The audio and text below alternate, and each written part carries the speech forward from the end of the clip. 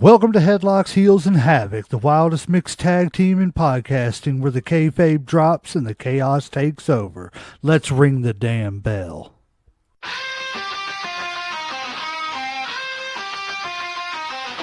Headlocks tight, heels on the prowl, dropping elbows, you're in growl, feel the foul. No script here, just real, no bluff. Kayfabe crack, now the dirt gets rough. Headlocks, heels, havoc in the zone, stepping in the ring. Chaos is your home, no filters, no mask, just raw, bare tone. Wrestling unscripted, we on the throne. Title bells, mic checks, crowd going crazy. Drop truth bombs, leaving lines feeling hazy. Beyond the kayfabe, past the charade, where legends are born and stories get made. Headlocks popping, who's hitting the mat? Welcome to the Havoc where the real talk's at. Tune in, step through, leave the fake at the door. Headlocks, heels, havoc, now hear the roar. Welcome to the show, ladies and gentlemen, boys and girls, children of all ages. I am one half of the greatest mixed tag team in podcasting, the legend J Mac. With me, as always, is everybody's favorite uncle, Uncle Slam. Thank you. What's up, family? And, of course, returning once again, we're going to have to start putting him on the payroll, is everybody's favorite bad guy, the bad guy JD. Hey, yo. What's up, everybody? What's up? How's everybody's week, man? Been pretty good? It's been an okay week. Doing all right. Doing all right. That's it. Hey, we're still 6 feet above ground and breathing, so that's a good day. I'm glad it's the weekend. Yes. Yes, and because it's the weekend, everybody out there in internet land. Sorry, I got all kinds of things going here and everything, and I got back up coming. But yeah, in honor of the weekend, I'm gonna have a little sip here, some Cayman Jack strawberry margarita. If you're having a drink, have a drink with me. If you're not, welcome to Headlocks, Heels, and Havoc, everybody. Jumping in here and everything. Speaking of which, before we jump in, did anybody happen to catch what is that show? The biography on A&E of WWE that they do? No, I've seen it before, but no, I don't know. Are you talking about a certain episode or something? Well, yeah, they just started their season back up a few weeks ago. I want to say 3 weeks ago, but I just watched the Four Horsemen episode. Really good episode. I mean, very good episode. I have seen that advertised or whatever, but I haven't got a chance to watch it, but it does look really interesting. It was very good. If you want something even better than the Four Horsemen episode, and I'm really surprised I'm saying this, go watch the first 2 episodes of this season. It's about the Von Erichs. I learned so much more about that family, and I'm not joking. There was a couple of times on there that I don't know how Kevin Von Erich is still a sane man with all the brothers he's lost. Like, I didn't know this, but and speaking of which, before we get going too much, happy 69th birthday to Mr. Kevin Von Erich. But man, I didn't know this, and I don't want to go too much into it because, you know, everybody can go watch it. But after, I can't remember which brother it was that died. I can't remember if it was David or Chris. And Chris was one that tried wrestling, and he was just, he had asthma, and the medicine he took as a kid stunted his growth with the asthma and stuff and everything. So he just didn't develop the way that the other Von Erich children did. And he was basically the runt of the litter. So he was brittle. His bones were brittle and stuff and everything. I think like one of his first big runs, he broke his arm, and that was just pretty much it. Yeah, he broke it during have you guys seen the it was a Netflix movie, right? Yeah, are you talking about the Claw? Yeah. Yeah, they're on there, and they're like, they talk about it a little bit, and they're like, yeah, it was a good movie, it was a good made movie, but even Kevin was like, maybe people will watch that movie and come and actually do some research on our family, because it kind of painted Fritz as like a bad guy and everything. And even Kevin was on the A&E show saying, the Bible, because he's big Christian and everything, and he said the Bible says to honor thy father and thy mother. Yeah. He said, but at the end of the day, my dad was not the guy that everybody makes him out to be. He said, to be honest with you, my mother was weak. Oh, And I was like, wow, okay. So that's deep right there. Yeah. Wow. But the thing that got me, man, is like right after this brother passed away, and I'm talking about like right after, within weeks, maybe a month or two, Kevin was in his car, went to back up and didn't see his daughter, and backed up over top of his daughter. And then whenever whoever it was, I can't remember, screamed at him that, hey, you're run him over. Yeah. He pulled it into drive and spun out trying to get off of her real quick. And like, even the mom was like, all I can remember is, she said, it's imprinted in my head. When I look down, all I see is that tire mark on her nightgown. Ruptured her kidney, ruptured her liver. But the sac that's around her liver is what kept her alive. She's still alive to this day. Like, it was crazy. Like, all I can say is go watch it. I learned so much more. And like, I was going to say, I know, you're a big Hart family fan and everything, Uncle Slam, but man, and I know the Harts have faced a lot of tragedy. Don't get me wrong. I ain't saying that they had with Bulldog and Owen, especially Owen, and some of the others and everything. But my God, the Von Erichs, man. Like, well, I already know that. Like I said, I mean, they've made a couple documentaries and a couple movies about them. So, I mean, your family doesn't get that much attention if you have a normal life. Right. And I don't know if it's that, or if it's just I didn't realize a lot of this stuff, because it's a two-parter. So they went two episodes deep on it. But man, I advise anybody, if you're a wrestling fan, go watch about this, man, because it is absolutely I don't know how Kevin Von Erich or Kevin Atkinson, as I just found out their real name is Atkinson. I don't know how he's a sane man with all the brothers he lost and just the tragedy in that family. It's crazy. But yeah, go check it out. It's great movie. Great. And I just wanted to share this to be to gloat a little bit. Last weekend, I got to meet Mr. Marty Clay from Appalachian Mountain Wrestling. Got to take a picture with him, see him wrestle for the first time and everything. Great guy. He is a great guy. I'm not even joking. Very humble, very nice. Yeah, go check out Appalachian Mountain Wrestling. If you're in the southeast of Kentucky, even if you're not in the southeast of Kentucky, go take a trip. They put on great shows, and they always got, top tier talent. So go check them out. Yeah, like, don't we already have our ticket for the show? Yes, we are going to Lexington June 14th. Nice. As a matter of fact, Mr. Marty Clay, June 14th is taking on who am I thinking? Dolph Ziggler. Nice. That'd probably be a good match, son. Yes. I'm very excited about seeing it. Can I ask you guys a little side question? Sure.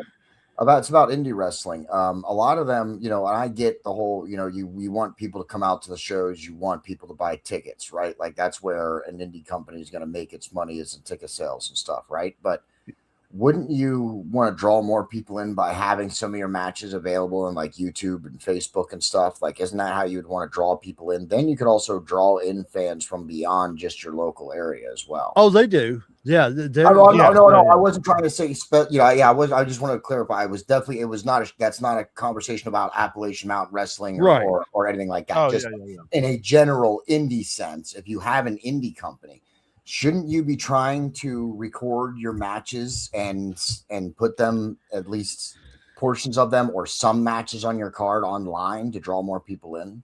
You would think most of them that I know do, though. Actually, I mean, I know like EWA for sure does. Yep. More companies are starting to do it, but there's still a lot of indie companies that don't put their matches or don't have a YouTube or whatever. They don't do that. And speaking of I the figure that Devils, would be almost be mandatory by now. That's I what mean, that would just be good business. especially with the Absolutely. internet, and it's free. Yeah. You know what I'm saying? It's literally free to make a channel and put whatever content you want on there, as long as it, meets guidelines and stuff like that. But Exactly. I don't know of many wrestling promotions that have been, banned. But speaking of what JD is talking about, the 16th of May, the brand split for EWA is of course happening, and Pulse is going to be their first live show on YouTube. It's not going to be pre-recorded. It's going to be 100% live. Good for them. So yeah, I mean, definitely go Richmond, check them out, man. They're great. It's at the YMCA. Great people. Like I said, they got a great card too. I'll leave it up so that way I can do it at the end too.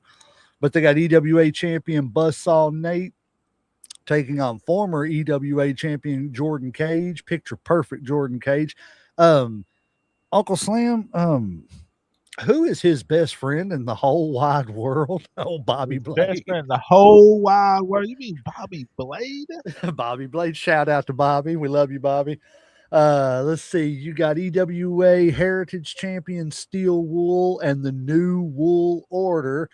I know it's great. Taking on Lifeguard Ross. And look, I'm just going to say this right here. I don't know of anybody else that could have taken a lifeguard gimmick and make it work, but this man does it. And so, yeah, check him out. Big time Ethan Heyer versus Gaston LaRue. Brooklyn Ray taking on Anna Ray. And Alex Angel taking on Ace Carmichael. Going to be a great card. Like it says, streaming live on YouTube, May 16th, 2026, 7 p.m. I'm not going to get to go, but I am going to be watching it live on YouTube. So everybody else tune in. Absolutely. I'm going to definitely check it out. Yeah. I'm always interested to see how these indie companies, because I know you can, but it's still going to be great to see how they do it. Like from a production standpoint, that's what I'm also interested in. I mean, the show looks great, but from a production standpoint, as a fellow, as a content creator, I'm very curious, how they're going to handle that and stuff. It'll be great to see. Hey, Wolfman. Wolfman, thank you for being here. Thank you for watching, brother.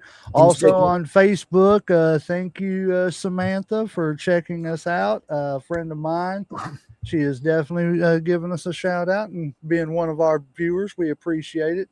He's Wolfman's right now helping me with making some visuals for our Marvel episode on Monday. He said, "Are those two divas related?" I know it because of the Ray. Yeah. I don't think so. That's hilarious. No, I don't think they're related at all. Anna Ray and Brooklyn Ray, different spelling. RAE versus RAY. But you know how we always started here on the show. I always try to give you something a little light to look at and everything and give us an opinion on. So I found this and I wanted to see what you all would think of the class of OVW from, I believe it was 2002. You got these four gentlemen. Yeah, I've seen it. Randy Orton, Brock Lesnar, John Cena, and Batista. Remove one from wrestling history. Who you taking away? John Cena. Or maybe Batista. Actually, now that I say that, I'd probably lean more towards Batista. Sorry, Slam. I didn't mean to cut you off if you hadn't. Oh, no, you're cool. You're cool. No. But yeah, I actually, now that I think about it, I'd probably say Batista. I think he's probably had the least impact in terms of, championships and stuff like that. Matches. What do you say, Legend? Oh, me, I'm definitely probably, if I'm going to go unbiased, then I'm probably going to go with the same answer that JD gave, Batista, because I feel like out of all four, he had the least impact. Yeah. Not that he didn't have an impact, but it was just kind of a shorter run type thing. Yeah.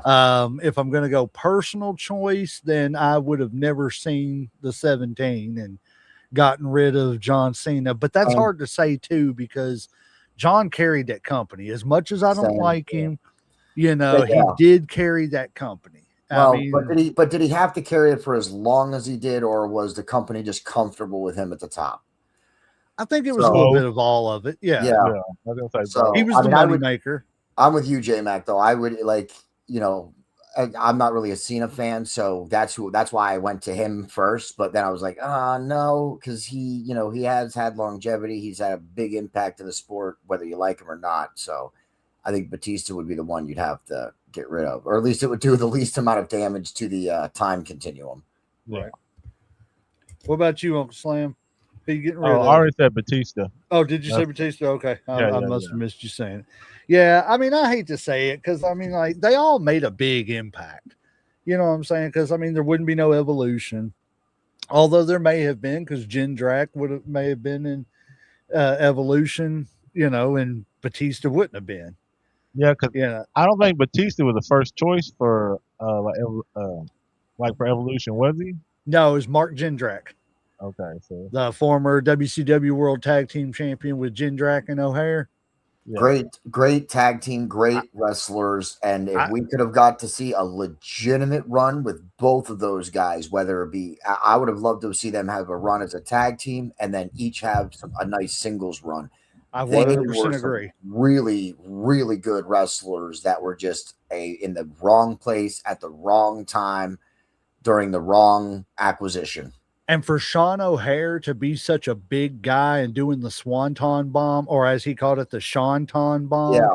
as as big as, because he was like what, 6'3", 6'4", maybe even like, I thought he was maybe a little bigger than that. he may Yeah, I thought have been. yeah, You I may thought he be was a little right. bigger than that. He was big to be doing Yes, that and he was Swanton muscular bomb. too. Yeah.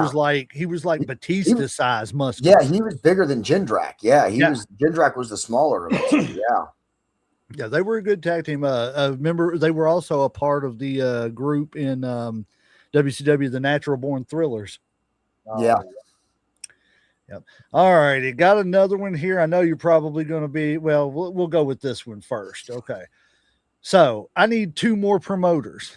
You got Vince and you got Ted Turner on the Mount Rushmore. Who's your other two promoters that you would put on the Mount Rushmore of greatest promoters of all time? Can Dusty Rhodes go on that? I mean, he's a promoter. Then I would put Dusty Rhodes on that. Definitely, for sure. Yeah, I was gonna say probably Paul Heyman, and then There you go. What's his name? Crockett. See, that's what I was going to say. I was going to say Crockett, and I would probably go as far as to say Jerry Jarrett and Memphis Wrestling, because a lot of what wrestling is today nowadays came from that Memphis style wrestling and that storytelling. I think Paul Heyman would definitely have to be in that conversation. Oh, I do too. Yeah. I do too. And honestly and truthfully, I'd probably put Heyman over Crockett. Yeah. I would probably go Vince, Ted Turner, Heyman, and Jerry Jarrett as my four. And Yeah. the argument could be made for Fritz Von Erich too. Because, Yeah, man, that absolutely. dude caught lightning in a bottle for a while with the Von Erichs versus the Freebirds.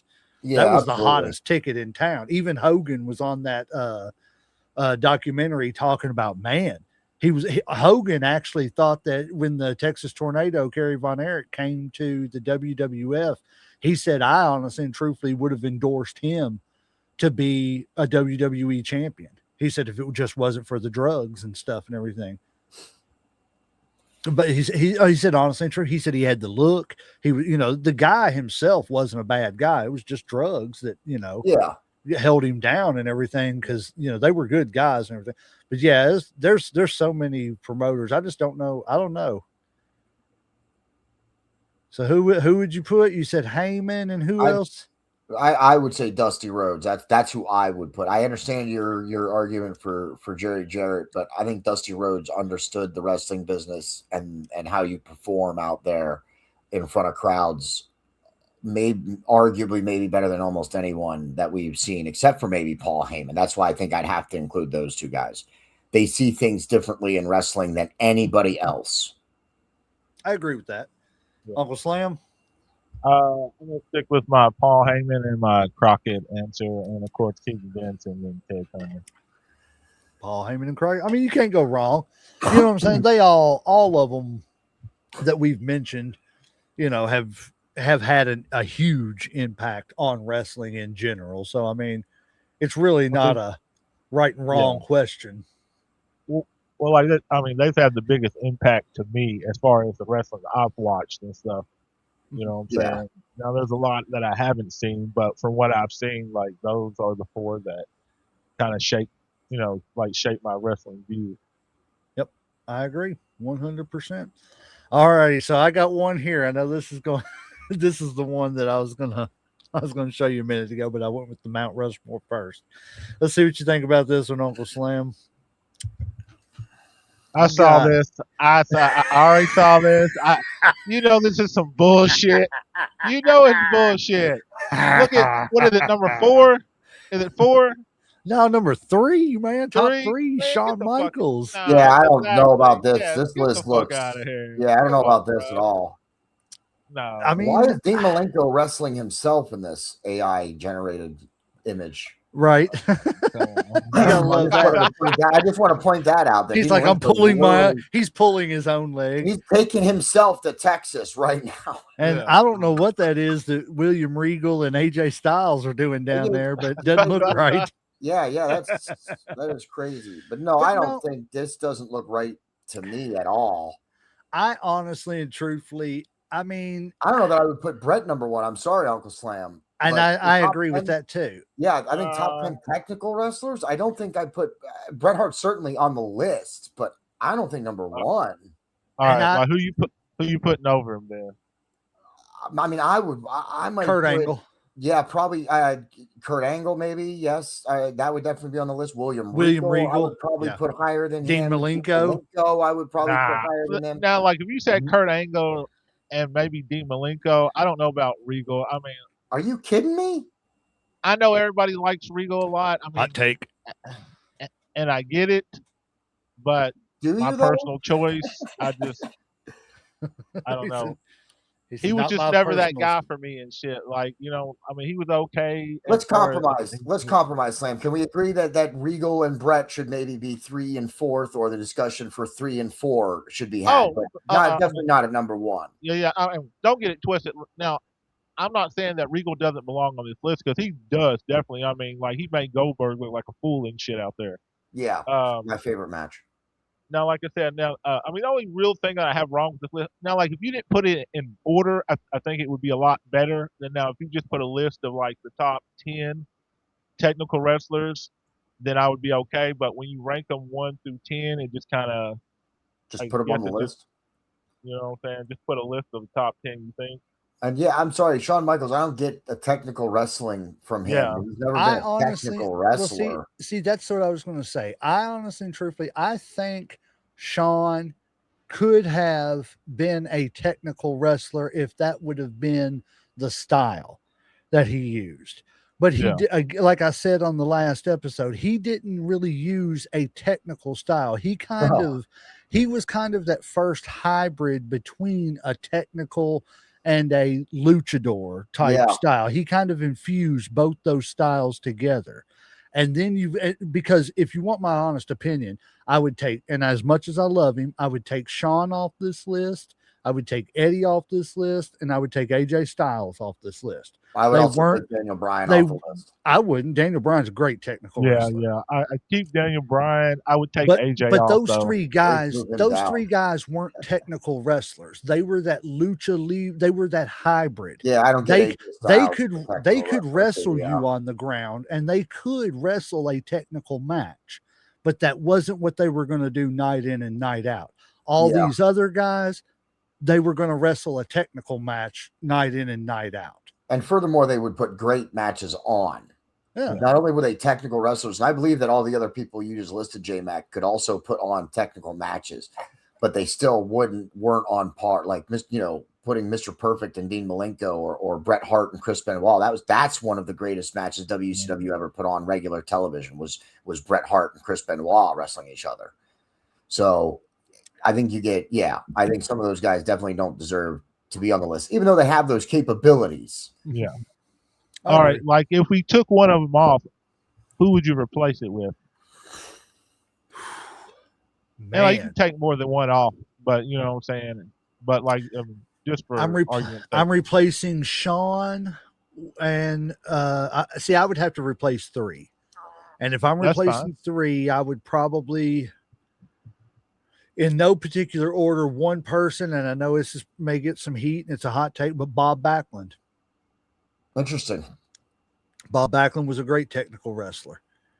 Another technical wrestler, Bobby Eaton and Brad Armstrong.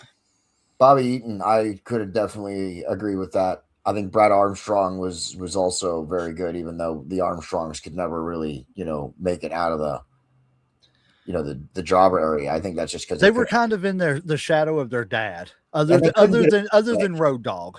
Yeah, then they couldn't get good. And there you go. Even Road Dogg wasn't. We didn't.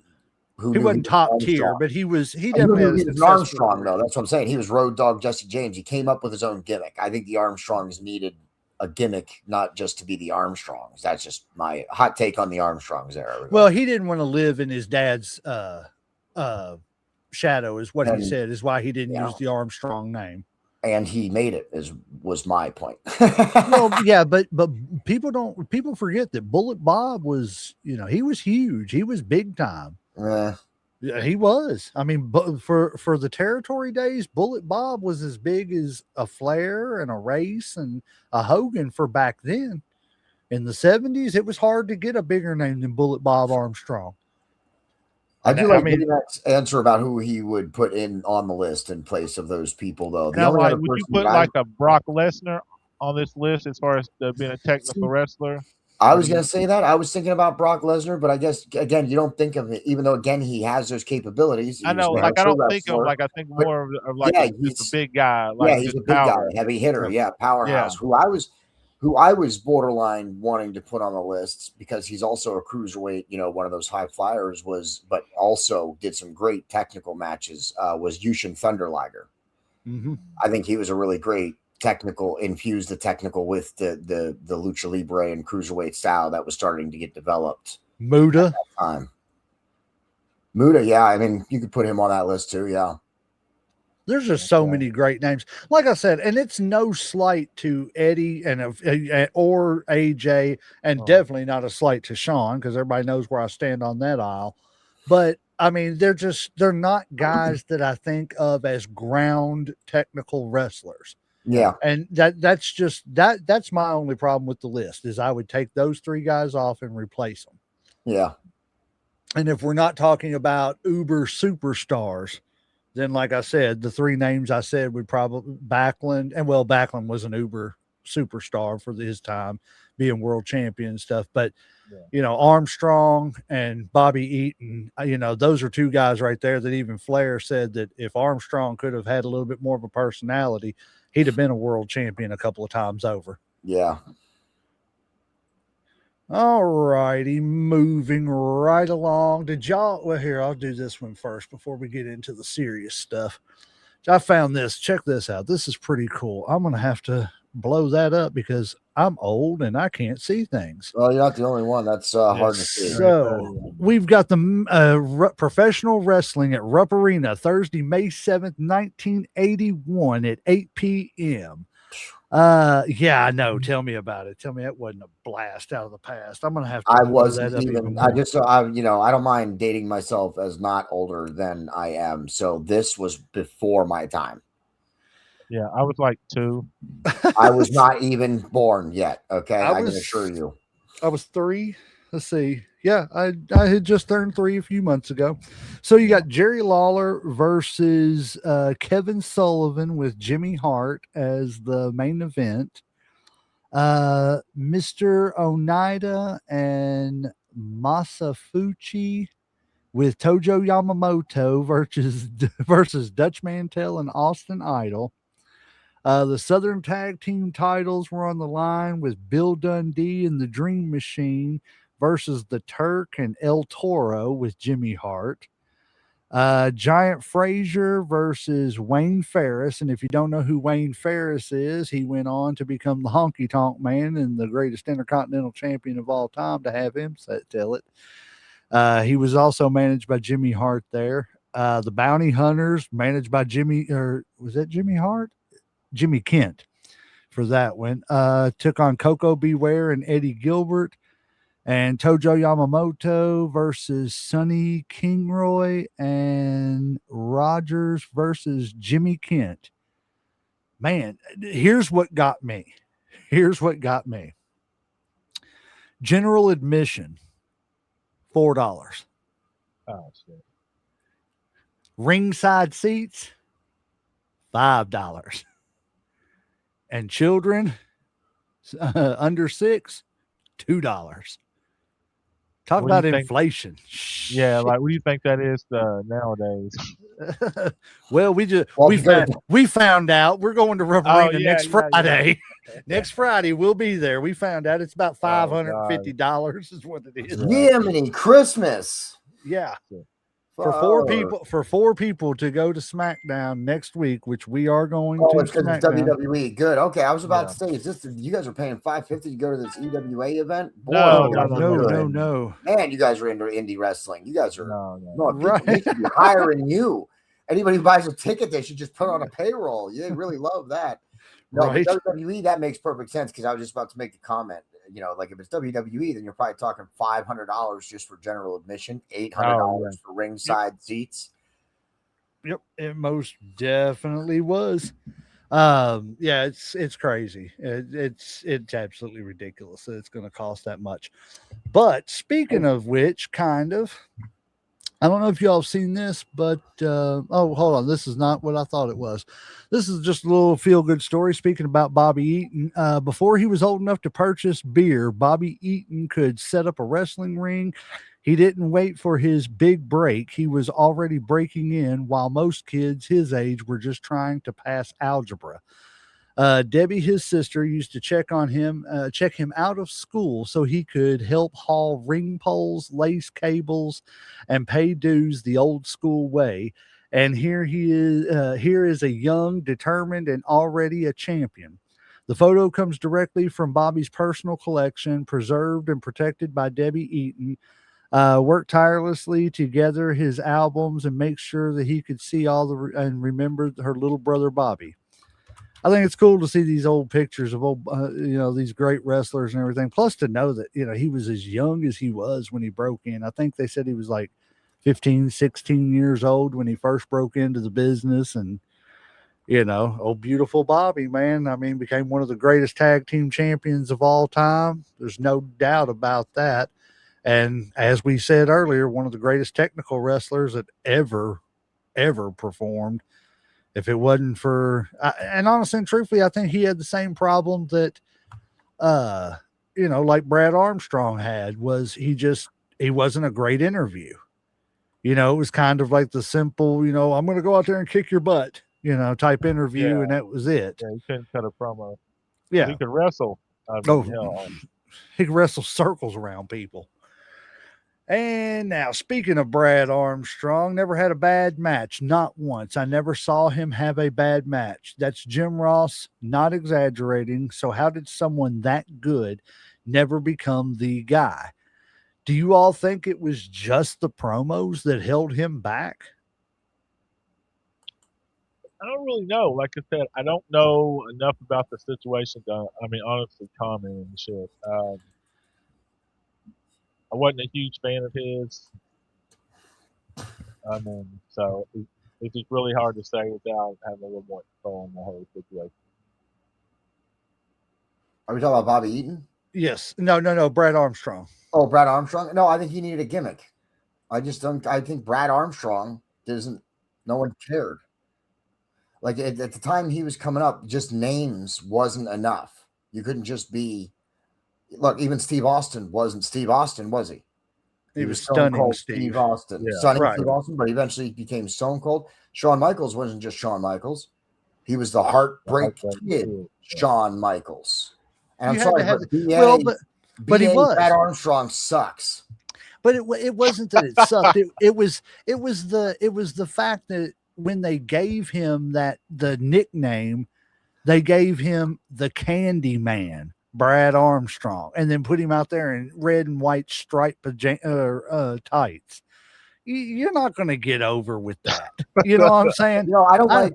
listen, I what are you understand what are that. you coming out to the Willy Wonka song? You got True, Sammy you're only Davis gonna make Jr. singing Saint Candyman as you come Hold out on. to the ring. Listen, my counter argument to that is true. True, certain gimmicks are really hard to overcome, and they're just not going to work. Okay, and yes, that's what I'm saying. Brad Armstrong didn't get a good gimmick, whether it was from the promoters or himself. He He didn't was get a good Arachna gimmick. Man, for But God's sake. all I'm saying is this is my only point on people getting over and stuff. Okay, Perry Saturn got over with a mop. That's it. Hey, I agree. hey, my point on that is if Dusty Rhodes got over on with polka dots and shit. Yeah, I mean, Just you could saying. do it. I think it was, with Brad Armstrong. I mean, everybody knows the man could go, and just like Bobby Eaton, he could wrestle circles around people. But when you start off as the Candyman, and then then you go to being the sixth man, that the member of the Freebirds that nobody cares about and nobody really wants there, as Bad Street. And then you're, Candyman, or not Candyman. What was it? Okay, I keep going back to Candyman. What was it? Arachnaman. Do you remember Arachnaman when they I had the don't know that. yellow and purple Spider-Man type guy? Yeah, I that was hope not. Brad. Yeah, it was terrible. Brad. He came around the same time that Billy Jack Haynes was doing the executioner, when he had the hood on and would carry the Okay, yeah, axe out. And now like then that I remember. what's his face? It was the same time that Razor Ramon or Scott Hall was doing the Diamond Stud, because they were all like the rookies of WCW for that year and everything. I'm like, man, these guys ain't rookies. Everybody knows that's Brad Armstrong underneath that whole bodysuit and everything. It was terrible. The best Brad Armstrong run, in my opinion, this is just my opinion, came actually towards the end of WCW. When When he they was did a whole Buzzkill. no, when he was part of the No Limit Soldiers, with when Master P came on, and they did a whole crossover thing with WCW, but he came out, he was in camouflage, the combat boots. He was ripped, and the tag partner they gave him with was called, what was it, Swole? And he was just this big, he was a big, huge guy. But Brad Armstrong, he was ripped. He was wearing the camouflage. He had, the combat boots on. Like, I think that gimmick was going to work for him. I think that could have gone somewhere, but WCW fumbled it, as they did so many things. I do not remember any of that. Yeah, go back and watch. You're talking old school. Like, you're talking near the end at that point. Like, WCW grasping for straws. Maybe that's why I don't remember it. Yeah, it did not come during a great point in its history, but that's actually one of the few things that I think actually had promise during that time that they ended up bumbling. Hold on, let's see what Andrew Paletto commented on Facebook. He said, when I went to WrestleMania, whatever those Roman numerals are, Brad Armstrong sat with me for breakfast one morning. There weren't any other tables to sit, so I offered him a seat at my table. Nice guy. Hey, I love Brad, man. And thank you for being here also, Andrew. We love you to death, brother. Yeah, Go check. Yeah, I was going to say, go check out his show, Popcorn and Whiskey. I don't know if he's got a set schedule for it, but definitely check it out. He's got good content and everything. Good guy. Yeah, we have him on the show every now and then too. All righty, next thing, Marty Jannetty. Honest opinions. Do you think if Marty Jannetty could evolve away from the Rockers gimmick like Shawn Michaels did and played down the partying, he could have had a better singles career, or at least an equivalent singles career as Shawn? That's for both of you. That's a loaded question. I think Start he with you, could have. yeah. Like, I think obviously he's not going to be a Shawn, because I think Shawn was, he's the once in a life. Like a lot of people like that don't come around. So I don't think he would have ever been as big as Shawn. Like, I think he could have had a good career. But as far as being on the same level as Shawn, I mean, that's not going to happen. I don't see it or whatever. I don't either.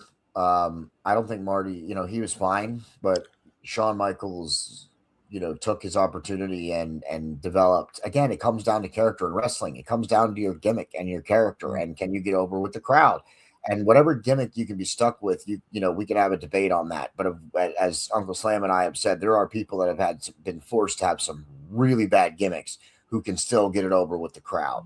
So I don't think Marty Jannetty had that fan relationship.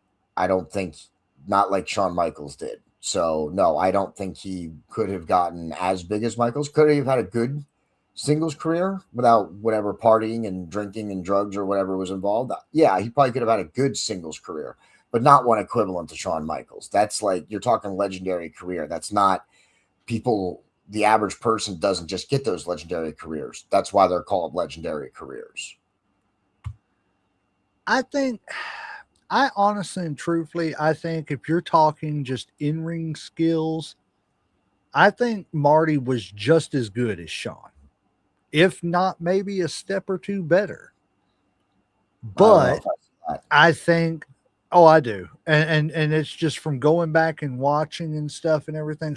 Marty was the workhorse of that group, of that tag team. The only, again, I love Marty Jannetty, one half of probably my top 5 tag team of all time with the Rockers. I just think that outside the ring things hindered him. And I think he would admit that too. I think he would admit that, had he not done all the things he was doing, and if he'd have just said, okay, it's time to actually, step back and not do this stuff anymore and get my head on straight and actually look at the career for the way that Shawn was looking at the career and everything, I think he could have done good, because I think he would have, especially him and Shawn, their rivalry. I think that would have done. But I also think that had he been there, maybe Shawn, and had he been there and they focused on him and Shawn's rivalry, I don't know if Shawn would have been who Shawn was because of that, if that makes sense. Because I don't know if Shawn would have gotten out of that mid-card status. I don't know if I agree with that. I think when you're talking in terms of tag teams, not everybody is a singles person. They can be great in a tag team, but not make it as a singles star. And in tag teams, someone can become a star while the other one never was really ever destined for that. I think the Rockers is a perfect example of that. I think Shawn Michaels was charismatic. I think people related to him. I think he was able to evolve and adapt his character in a way that I don't think Marty Jannetty possessed those skills. Maybe it was due to the partying and the drinking. Maybe that's why he wasn't able to, but I don't see him. Yeah, I disagree. I don't think he could have, even with all the timing and investment WWE put in. I don't think so. Yeah. I almost look at that kind of like a Harlem Heat situation with Booker T. Like Booker T went on to do great things. He went from WCW to WWE, became a star, King Booger, and then look at his tag team partner, Stevie Ray. Yeah, his brother did not do so good. Same with the Steiners. Yeah, but to be fair, well, and see, and I'm gonna play devil's advocate on both of those teams, because Stevie Ray, he was ready to retire. He was ready to start slowing his career down and retire. He both got a push after Harlem Heat split up. They did, but Stevie even admits that his singles push wasn't because of the fact that, but he didn't really get pushed. He was a part of, Team Hogan and everything, that NWO Hollywood thing, and then he just kind of disappeared. And I've watched interviews where he was saying he knew he was just waiting for his contract to wind out, because he wasn't re-signing. He was going to retire and stuff. Yeah. And with the Steiner brothers, Rick had already had his singles success. Rick was, a world television champion and all that stuff and everything, with the Varsity Club and all that stuff. So he had and plus he was with what's the Watts's company, UWF. So he had already had his stardom before Scott got there. And honestly and truthfully, I don't think Scott was a bigger star. I don't. I just. I would don't disagree with that. I think Scott came up when wrestling was. I get what you're saying about Rick's singles run. Except the Varsity Club was like a stable. That's not a singles run. But he was wrestling. But he was doing singles matches. He wasn't doing tag team matches. And a television championship isn't a multi-time, multi-company world champion. Then why do we honor Arn Anderson the way we do? Because he was good. We can't. I'm saying Rick Steiner. Rick and Arn was Anderson, one of the not the same. Rick Steiner was a great wrestler, but he did not have the charisma. He didn't need the charisma. He didn't need the charisma. Arn Anderson. You bought into his character. He was the cold-blooded killer. He was the enforcer. Well, yeah, so but that doesn't mean. But that doesn't mean that Rick Steiner's was less of a character or less of a wrestler. They were just different styles. But you can't honor Arn as being the greatest TV champion and then turn around and say, well, yeah, Rick Steiner was just a TV champion. If it's a great title for one, it's a great title for everybody. No. It's about comparison. It's about Rick Steiner was a TV champion and Scott Steiner was a multi-time, multi-company world champion. That alone puts Scott as more popular and more over with the crowd, whether they booed him or cheered him, whether people liked him or not. And I would say, but should he? Okay, but just because he was, just doesn't mean he should have been. Jeff Jarrett was a multi-company, multi-time world champion. That doesn't mean he should have been. Where do you stand on that? Jeff Jarrett was not good enough to be a world champion for any company. And I'll double down on. I would double down on that to his face. I'm not a huge fan, but I think he was all right, champ. I mean, I mean he was okay, but he's nothing.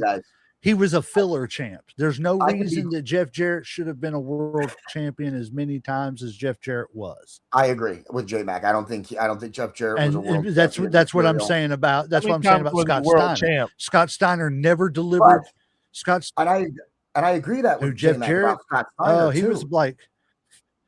Hold on. He was about 3-time WCW champion. And then God knows how many time NWA/TNA champion. Yeah. But that's what I'm saying. Just Scott Steiner couldn't do a promo, but he was still the Scott Steiner. And honestly and truthfully, I'm talking about Scott. Scott couldn't do a promo. Scott, go back and listen to Scott's promos. He had some funny lines by yelling "Big Bad." He could say Scott Steiner could not cut a promo. Scott Steiner said some of the ignorant stuff in his promos. 1 or 2 is not a great promo. But I'm saying that means you hit. That means you hit lightning in a bottle a couple of times, and he had a couple of catchphrases that people like. Well, the Steiner math was a good one and whatever. Well, yeah, because nobody understood what the hell he was saying. That's why it was good. But what else? What promo that was good? Point to one Scott Steiner solo, not just his other than the Steiner math. Point to one good Scott Steiner promo, other than just catchphrases. No, I would say that there was a 1 or 2. Well, I didn't like them. That's my point. 1 or 2 in WCW. I think that were decent promos, especially as a heel. He works the heel. I've never heard a good promo. Scott Steiner sounds okay. Rick Steiner didn't have to cut a promo. When he talks on the mic, at least it's in coherent sentences. Where Rick kind of says words and phrases. So was Rick. Rick Steiner had a better catch. But he didn't do that all the time. Rick Steiner actually cut shit hardly. He acted like he was like 5. Look at the last days when he turned bad after him and Scott broke up in WCW, and he turned. Yes, that was a 10 times better catchphrase than "I'm the big bad booty daddy." Big Papa pumps your hook up. Holler if you hear me. That's your opinion. I mean, that was stupid. That's your opinion. But it was the crowd at that time said differently. That's the point. It was the reaction of the crowd at that time.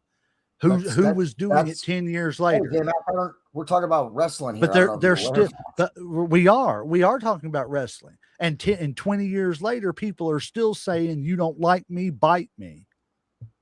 Nobody's yelling big. Nobody's yelling. I don't know about that. I just heard what's his face say it the other day. Heard anybody say that. Crap. I think both the Steiners, except for their time. Give me a second, and I'll come up with who it was. I think Scott. Scott got pushed more about the Jeff Jarrett. Hold on. Let me finish this point. Scott got pushed at a time when WCW was scrambling to try to find another big star. Scott Steiner was because of the years of loyalty in the tag team division, and because Scott looked good then, because during his tag team run, Scott could wrestle. When Scott became the big bad booty daddy thing, he couldn't wrestle anymore. His back was jacked up too much. So his Steiner recliner is the stupidest looking camel clutch ever. There's no way that thing hurts. The only thing the last thing that I want to say on the whole point is that Jeff Jarrett, you were talking, because we were doing some comparison with Jeff Jarrett and Scott Steiner, and this is the last point that I want to make on it. Scott Steiner was the belt was put on Scott Steiner. Oh, it's Connor Carday. I didn't see what did he say? He said he couldn't do math, but he knew his equation. But people still use his equations. Yeah, exactly. But this is the thing: Jeff Jarrett put the belt on himself when he was the promoter. Scott Steiner was never the promoter, but had promoters putting the belt on him because they had nobody else to put it on. Who else besides Booker T were you going to put the belt on at that time in WCW? They were developing more talent. Yeah, they were trying to push other talent to see who that's not what I'm asking. That's not what I'm asking. Besides Booker T and Scott Steiner and all the old heads that they were trying to move away from in the Hogans. Okay. You're right. They chose hold on. Let me finish. Besides Scott Steiner and besides Booker T and besides the old heads like Hogan, Flair, and all those guys that they were trying to get away from, who are you going to put the title on at the end of WCW's run? Nobody, because there was nobody. My response is they chose Scott Steiner. They did not choose, and Goldberg was a three-move wrestler. They did not choose Rick. That's because Rick was at the end of his career. Rick had been wrestling for like 5-6 years. But we're not. Because Rick was ready to be done and go back to his. Rick was ready to quit wrestling so he could go spend time with his sons. That's been documented. I'm happy to agree to disagree on this topic, because I'm not going to be buying. I'm not buying your point of view. I'm not buying that Scott Steiner is. Scott Steiner should have never been a world heavyweight champion. My opinion. There is no company that was going to. That's exactly why he never got a run. But he never got a. That's why he never got a run in WWE. Is because the money wasn't there. If the money was there, Vince would have put the title on his waist, and he didn't. And nor did they put it on Rick. Well, because Rick wasn't a singles wrestler in WWE. He was a tag team wrestler. Rick also gave up his entire singles career so that he could put his brother over in the tag team division to become one of the greatest tag team champions. Like I said, time, place, and manner. Do you think if Scott hadn't had a bad back, he would have been a better heavyweight champ? Or do you think the promos just would have... I think Scott had the issue with Scott in the ring was fine. Scott cutting a promo was absolutely horrendous. Well, like, what if you put somebody like a manager, like a mouthpiece with him instead, or like a valet? If you could have put a Heyman with him, it'd have been a lot different. If he hadn't had the back issues, and was still able to do a Frankensteiner and stuff like that and everything, would have been 10 times better. But what to me, and another thing that killed Scott Steiner's believability was, yes, he had the look where he was all jacked up on steroids and stuff and everything, which he denies that he was, but I think he was. But I honestly and truthfully, I don't see the money in him, because what killed it for me was when he had to stop using the Frankensteiner as his finishing move, and he started using that Steiner recliner, which was the absolute positively worst looking camel clutch ever. How do you hurt somebody when they're on their knees and they're just kneeling down and you're pulling back on their head? You're not sitting on them, you're not doing anything. You're just behind them, pulling on their head, and you're calling it a camel clutch. It was the worst finishing move ever. That's just my opinion. I think that just the believability wasn't there. I think they scrambled because the Goldberg stuff was falling through, the company was folding. Hogan, Russo had done what he had done, and I'm not saying it's Russo's fault. Russo came in trying to save WCW. There was no saving WCW because You of the don't think they corporate could have put it on system. DDP or Sting again or Yes, some shit like that towards the yes, end? but those two people could cut promos, and those two people could make it more believable. Scott Steiner was not. They're just like I said, the Steiner math. That's about the only promo that I can remember of Steiner math. Well, you still talk about your Hello. freaks. Holla if you hear me. Yeah, that's my point. That was stupid. I mean, I'm sorry. I just Big Papa pumps you hook up. Holler if you hear me. What does that even mean? You know what I'm What saying? he I know said. what it Holla if means, you but hear me. I'm your hookup. It's I know it. self-explanatory. I don't Let know me do what some else you need math to. for you. I Let me mean, do he some said what he math. said. Well, at I least, hey, just Uncle Slim, I don't know if you knew this before, but if you want to send J Mac off on a rant, now all you got to do is bring up Scott Steiner. he Found his said, let's weakness. be Yeah, Con you found a chink there. Connor said, And let's see, be honest, anyone's career is going to be better with Paul Heyman. That I 100% agree, yeah. And I'm a especially him as huge the Steiner fan mouthpiece. too. So I mean, I was as a tag team partner. Once he went singles, I couldn't stand Scott Steiner. I thought he played a good heel. I hated him. I mean, I thought he'd done a good heel, but he wasn't. He was a good heel at like the United States level, not world title level. But anyways, we will move on from here. I seen this. I thought this was hilarious. We were talking More about W3. Road Dog Jesse James. Do you all remember when they brought Jim Neidhart and the British Bulldog in and put them together as a tag team, and they named them the Old Age In-Laws, making fun of no, the New Age No, Outlaws? I've never. I they, watched. I've I was a never heard hardcore that one. WCW fan, and I don't they, ever remember them being dude, referred to as I that. Actually, remember this like it was yesterday, because as soon as I heard it, I looked over. You remember Dallas, Yeah. Uncle Slam? I looked Mhm. over at him. We were sitting there. I was like, no, they did not. They just sat there and made fun of them. No, I'm not a gamer. I used to be a gamer a long time ago. Uh, but yeah, no, I was like, this was hilarious to me. I'm sorry. But yeah, the sad thing about it is this is the part where British Bulldog, he suffered his staph infection that really kind of started the downward spiral of his career and led more to his death and stuff and everything. I mean, not that he wasn't doing things already, but it kind of exasperated his drug use and everything. But it was short lived and everything. I just thought it was kind of funny to bring up a little nostalgia, the old age in laws. I think it's hilarious. You're going if to make anybody fun of out there somebody. who knows where the clip is, where an announcer or someone actually calls him that, please point it out to me, because I've Yes. definitely never ever remember heard anybody refer to them as that. I'll have to, I'll see if I can find one after we get done, and I'll send it to you. Unless it's a Brain thing, like Brain just coming up with one, like Bobby the Brain Heenan going, "Oh, the old age in-laws." Like I could see him pulling something like that, but as an official moniker, show me where that's at. All righty, let's see here. Let's see. The AAA Mega Championship honestly has one of the wildest histories in modern wrestling. It's reportedly the only championship to be defended on both AEW and WWE's flagship shows. That alone shows how respected the internationally recognized title has become across different wrestling worlds.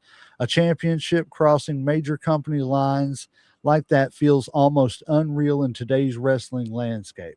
So let me No, ask you all this. Do you all think that the WWE, I almost feel like the WWE has put the AAA Mega Championship as almost like the modern day ECW championship. It's kind of like that third world title that, yeah, it's a world title, but it's, you know what I'm saying? Do you all feel like it's an actual decent title, or do you think that they are devaluing it? of course they're devaluing it. I'm sorry, Slam. Of course they're devaluing No, it. go ahead. That's what they do. That's always what they do. Your champion is not as good as our champion. Look what they did to Joe Hendry. Yeah. As soon as they brought him in, look what they did. They squashed him. Randy Orton squashed him in his first appearance. That's But not how you treat. No. Yeah, but nothing. That's how the WWE treats. you're not gonna let a TNA guy come in and beat a company. WWE guy. Of Well, course, then why you want to tell a story and you want people to tune in and give a Yeah. crap. That's why the WCW whole invasion angle botched, because they were never, ever gonna let any one of the WCW guys get over top of their WWE guys. Ever.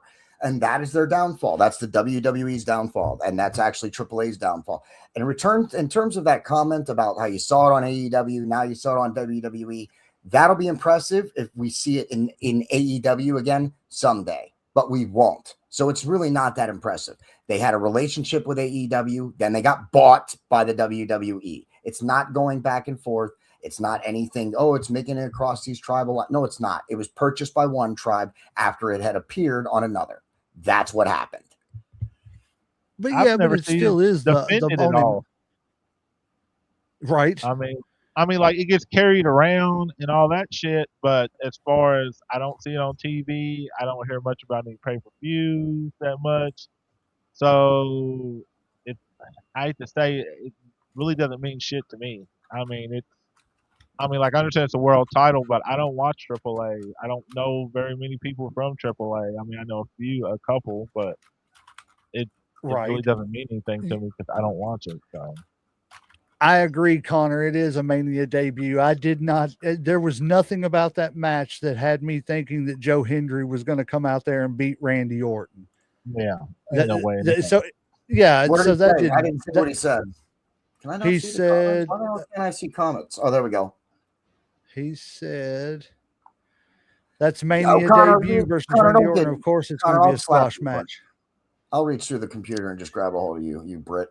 But I don't think that's not the point that I'm making. That's not the point that I was making, though, Connor. The point that I was making is that they do it with everybody. That was just an example, a long list of examples. And if that's really the way you see it, then why would you even let Joe Hendry make his appearance there so he could get squashed by Randy Orton? Because you don't. Because it's a moneymaker. Because you don't Joe care Hendry about the being title. because You Joe want Hendry to being show there how was much a of a joke- surprise. You want to show how much of a joke the other company is by having their champion be beat by somebody that's not even your champion that fast. That's why you do it. But he wasn't a champion at the time. He wasn't the TNA champion? No. Are you? He was just. sure I'm he was 100% the TNA champion positive. at that time? Yeah, I'm pretty sure he 100. was. No? Tony D was, I think. No, what Tony D was it? Who was it? Oh, I could have sworn it was Joe Hendry. Let's see. Hold on, somebody look it up. Who was? Oh, I'm sure J-Max on it. I am right now. TNA champ when Hendry faced Orton. Yeah, I thought it was Hendry, but I could be mistaken. I could have sworn. I think he had just lost it. I thought he was a champion because I thought Randy Orton grabbing, like he looked at the belt and stuff and then handed it back to the laid out Joe Hendry. And okay, I take that back. I take that back. He was the world champion. Thank you. So yeah, but even at that, I mean, you're not going to let a world champion from somebody else's show come on your flagship pay-per-view and beat one of your guys. That's exactly why the WCW angle invasion failed. Exactly. Thank you. Well, I'm not saying I'm not. Well, no, that's not the only reason why that failed. The other reason it failed was because none of the big stars actually came over. Yeah, we should save that for another episode because I could go on. We could go on about that. I assure you. Right, but I mean, when your biggest stars are, and it's no slight to Booker T, it's no slight to Booker T, but they didn't. Booker T was the biggest star that they got to come over from WCW at that point, and when they did that, yeah, but DDP was months later. I'm talking about when the invasion angle first started. Booker T was the biggest star they had, and Booker T wasn't. He was established as a WCW world champion, and unfortunately for him, I hate to say it, but WCW's world championship at that time didn't mean squat. There you So go. nobody cared that he was a 5-time WCW And champion. instead of making people care about it, they did what they did. I mean, he had to go around telling everybody he's a 5-time champion to make it relevant. Because that's how they that was wrote a it. gimmick, Yeah, that's how they wrote it. Exactly. You But buried that's the competition. That's that. Thank you. Just keep articulating my whole point, Jay. Well, that was the whole point of the wars, was to bury the other one. And instead of using a new acquisition and creating value out of it, and they what did. They do. They did. No, they didn't. He ended up becoming King Booker. He ended up being one of the most successful WCW superstars of all time. Look at him. He still works for the company and does things for the company. I would argue that big time that he is one of the few WCW guys that they didn't bury. Look, all this is going to be settled in like a couple weeks with the John Cena Classic. You got WWE versus NXT, and this is exactly what we're talking about. Two different companies. You're going to let them face each other, and then the John Cena Classic. That's going to be just like the Forbidden Door that AEW and New Japan put on. Man, that's going to be hyped. It's going to be hyped. I'm excited. I'm not. No, I'm really not. I'm really not. Yeah, John we're all Cena. sarcastic about that shit. Yeah, but like I said, I mean, that's just what it's going to be. Like I said, now we'll see how many WWE wrestlers win over like They're NXT. all going to win. They're all going to win. All right. Shout out to my son. He's watching. Thank you, Noah, for being here. Love you, son. Kiss my grandson for me and tell him I love him as well. Can't wait to get you on a Star Wars episode on Mayhem at some point. Yes, Noah, I need to talk to you and your brother about that. We want to do. I want to get you on here with JD and us and talk some Star Wars and everything. Yeah, but we're going to be doing a Star Wars series after we get through more of the Marvel series. So I'm sorry, Knox. I can't check out your art right now. I'm in the middle of a live broadcast. I appreciate the comment. Maybe sometime I can check your art out and everything. I'd love to, but right now I just don't have the time to right this second, but I appreciate it. Let's see. So Jake Paul confirmed on his stream that he is no longer allowed to appear or attend WWE shows. According to Jake, TKO has banned him because his company, MVP, Most Valuable Promotions, is a rival of the UFC. He revealed that he can't even go to the arena to watch his brother wrestle. What do you all think about that? Do y'all think that's cool? Do you think it's kind of overstepping? I think you're proving the same point we just got off of with WWE. Well, WWE has never acknowledged anybody else. WWE has always buried the competition. There it is. But that's also the reason why WWE was the only company left around. I don't know about that. I understand why they did it for so long. It made sense. At this point, you're making yourselves look ignorant and stupid. Well, but they're the only real company around, other than, because I'm sorry, there's WWE, and then there's TNA, AEW, Ring of Honor. All those other ones are a tier down, and then you start going down to your indie shows and everything. There's no doubt in everybody's mind that WWE is the big show on the block. Biggest show, yeah. Yeah. So, I mean, what is the point of acknowledging or letting anybody else beat you? That's like letting the Canadian Football League come in and win the Super Bowl. I'm sorry, because in wrestling, the goal is to tell a story. That's why you let your rivals come in to help you tell a better story. Right. But you don't necessarily let them beat you. If you want there to be a story, you're going to have some loss. but or not at the otherwise top. it's not a story. It's a dominance. It's a way to exert your dominance over somebody else. It's not a story. But they are the most dominant, and they have been the most dominant. Yes, for 40 years now. For that makes a the little bit story longer. more predictable. That makes it boring and shit. You're right. It does. For a little bit longer, they're going to be the biggest. Yep, for a little bit longer. I mean, I agree. They're heading down the WCW path. I 100% agree with that. But do you think it's cool that they are banning him from seeing his brother wrestle? No. I don't either. I think as long as he's not there promoting his thing or, you know, shouting his thing out or anything, then it should be a moot point. He's just there to see his brother wrestle and let it be. Well, that's why they won't let him, because that's not what it's gonna be. Yeah. Like if he walks in with a T-shirt, you know, promoting his brand or his company and shit. And that's what I'm saying. As long as he's not doing that, I don't see the issue. But that's what he's gonna. If I got invited on a podcast and said, and someone said, "Hey, you can come on my podcast, but you can't wear your brand's shirt." Why? Then just don't go. That's exactly right. But this isn't him. But this isn't him just not going. This is him wanting to go and them saying you can't go. Yeah. They banned him because they know that he's not going to abide by the rules they lay on top of him. That's why they are just banning him. I think they should give him at least the chance. That's just my opinion. You know, I mean, that's your blood.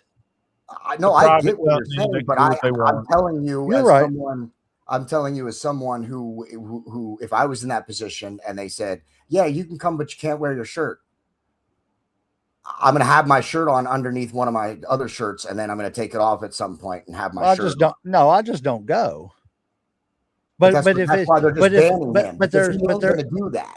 But there's a difference. You're explaining apples and oranges, because he's going in support of his brother. But he ain't going without. Hold on, let me finish.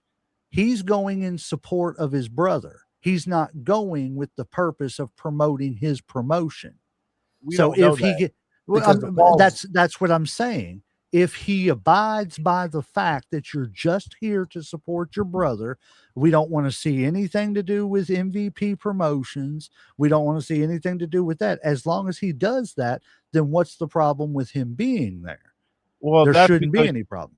That's because you're going on intent. Yeah, like you know, his intent may be, hey, I'm not going to, you know, distract or take away from my brother, but if I got this shirt on and I got this on, I know it's going to either get controversy one way or the other. It's going to either they're going to blur the shit so people are going to talk about it, or people are going to see it and they're still going to talk about it. Either way, they're going to be like, oh, so-and-so was promoting his stuff.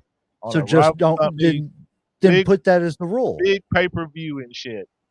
Then put that as the rule. You just can't. That's why they're banning him. They don't even want to deal with it because they know who the calls are. Yeah, just cut the problem from the jump. Thank you. Exactly, Slam. That's kind of the point. I understand what you're saying, but to say if I go on a podcast and they tell me I can't wear a shirt, that's, like I said, that's comparing apples and oranges, because I'm not going on that podcast in support of my. I'm not going on that podcast in support of my brother. I'm going on that podcast just to appear. If they ask me not to wear my apparel, then I won't wear my apparel. Yeah, but no, that's what I'm saying, though. Or maybe I am still going to go on that show and I'll just wear my shirt anyway. That's kind of what I'm saying. They're just cutting that off. They don't even want it to be an issue. So they're just saying, no, you can't come, because we know who you are, Jake Paul, Logan Paul. We know who you guys are. We know how you made yourselves. Then that's where his brother needs to step in. And do what? Yeah, that's why. I'm not going to show up if my brother can't come. I'm saying that's where as Logan Paul should step in and say, hey, you know, just come to watch me wrestle. You know, let's leave all that other stuff behind. I mean, you don't know who they are with each other. You know what you see in public. You don't know what their private relationship is. They may have it like that to where he can look at him and say, hey, just don't, you know, do it for me. If you want to come to support me, you know, and I'll come to your fights and everything, and I won't wear WWE or UFC apparel. You can still support your brother without having to do all that silliness. and get yourself banned from an, I think it's premature to ban him without giving him the chance first. Is I'm with the I'm just with JD on it, man. Like if you don't let the problem start, then like you don't even have to worry about the shit. JD, my son Being said proactive. that he will, as far as coming on the Star Wars, he said, "Will do. LOL for sure. I'll teach you." I'm not like a self-professed expert in Star Wars because J-Mac has told me that you've read many of the books, and I've read a few books, but I have not read all of the books. So Oh, he you is. can come on and teach me whatever you want. I'm not afraid to be taught things and to learn new things, and I hope we have discussions that where you can shed some like book light on, because that's where the real canon is in the books. Oh, I taught these boys. Showed them A New Hope, and that was the end of it. I created monsters with them. Yeah, They are Star yeah, Trek freaks. yeah, if you can bring book Star knowledge in, Wars. that's exactly what we're looking for in those episodes is book knowledge. Definitely. Oh yeah. All right, check this out, guys. It says TKOW. Now this is kind of scary for us content creators. TKO WWE are taking down content creators' wrestling pages. Only people who are using Mass copyright takedowns. Many creators have reported receiving multiple copyright strikes, causing pages to be taken down. Focus on reaction content. TKO is aggressively pursuing reaction channels and creators who use video clips of WWE shows. Post WrestleMania shift. Tension spiked immediately following WrestleMania 42 with, sorry, let me enhance it so my eyes can see it. With reports that the company is actively punishing creators for using footage despite previously being more permissive. The reasoning is speculation suggests that TKO is tightening control over their intellectual properties to maximize revenue, possibly due to pressure from new media partners. The internal tension. There are reports of backstage tensions at TKO regarding business performance, potentially leading to a more defensive stance in content distribution. This move has been described by some as war on content creators and has caused concern in the online wrestling community as it disrupts a popular form of fan engagement. Do you all think that they should just leave it alone and let people, I mean, we're bringing light to their company by talking about it. So why not leave it alone and let people use a 30-second clip? If you don't want to get in trouble, stop using their content. That's how simple it is for content creators. They're not banning things. It's not a war on content creators. They want to protect their intellectual property. Right or wrong, we can have that debate. But what they're doing is they want to protect their intellectual and digital property. They don't want it being out there for others to use. So if you're a content creator, don't use their clippings and their footage. I've had content taken down doing the same thing. It's not new. They're just cracking down more on it. And yes, it's likely because TKO's in the toilet. So that's exactly why. But right or wrong, all they're doing is protecting their digital property. And so if you're a content creator and you don't want to get in trouble, just don't use clips of their shows. You can still create content. Like I don't like it, but I understand it. Like it's kind of like JD said. I mean, like it is their property. Now I don't understand how taking down a 30-second clip is going to generate some revenue or make their product better or make it more watched and shit. I feel like some content creators actually get the message out there more than WWE does when it comes to certain things. But like, but at the end of the day, they do own it and they have the right to share it or not share it. You know what I'm saying? It is what it is. I agree 100%. I think that, if they don't want people to share it, they, shouldn't share it. But at the end of the day, like I said, as long as somebody's not using it in a negative way, they're not making you necessarily look bad. I think what it is they're putting wraps on it because of all the negative feedback of how much WrestleMania sucked this year. And they don't want all the online hate with their pictures and images behind people discussing how much it sucked. And Connor, he said, just do AEW reactions anyway. That would only take 30 seconds. AEW sucks. There's Man, reaction buddy. for all AEW. True haters. It's okay. AEW sucks. When they get better stories, they won't suck. I disagree with everything J-Max says because AEW is offering the product, an alternate product to what WWE offers, and but it's not a good product. Just because it's not your market, J-Mac, is No, what you it is my ultimately have market. the problem Wrestling is with my here. market. I don't No, think it's I a have bad a problem product. No, it's not your market. It's just WWE is your market, buddy. And No, indie WWE wrestling is not your my market. Good wrestling, good storylines is my market. Hold on. Yeah, Hold on a Okay. second. AEW only offers good wrestling. They don't I'm offer okay good with that. Like I said, storylines. I don't want deep, That's dark your opinion. storylines all the freaking time. But Sometimes, it's not man, I just just my want a good opinion. match. That's But the it is. that's the You know what I'm wrestling saying? universe's I mean, opinion. You act like so, I'm the like, only I'm person okay that's with saying that, that like I AEW said. stories. There's a whole You're bunch the of only people watching You're the AEW only that person like I what they put know on. personally. You're the only person I know personally that says AEW has good stories. I didn't say they had good stories. I said they do storytelling just like WWE does. But some it's of them are not good some of them are bad. storytelling. Yeah, but That's WWE your doesn't have good opinion. storytelling all the time either. That's so No, I mean, it's not my subjective. opinion. It's not That's so just my subjective. opinion. The fact that you think your opinion, you speak, Almighty J-Max speaks for all of the wrestling world. I don't think I speak Almighty J-Max. That's what you're speaks for the claiming right wrestling world. now. No, I'm telling you what I've read from all kinds of fans. Oh, because people, Yeah, Who the likes- fans are the ones. who comments more online, the content or discontent?